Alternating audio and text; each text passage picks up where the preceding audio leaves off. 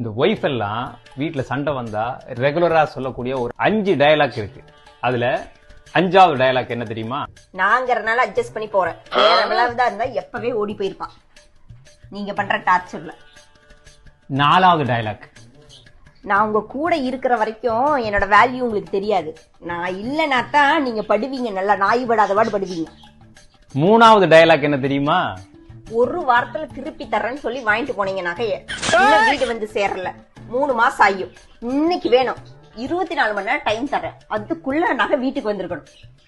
2வது டயலாக், உங்களுக்கு எல்லாம் 7 ஜென்மம் எடுத்தீங்கனாலும் என்ன மாதிரி ஒரு பொண்டாட்டி கிடைக்க மாட்டா தெரியுமா? ஆனா பொண்டாட்டி அருமை தெரியுதா? 1வது டயலாக் கொஞ்சம் சீரியஸா ரொம்ப ரொம்ப ஒரு ஸ்ட்ராங்கான டயலாக்னு அவங்க நினைப்பாங்க. ஆனா என்ன பொறுத்த வரைக்கும் அது ஒரு காமெடியான டயலாக்.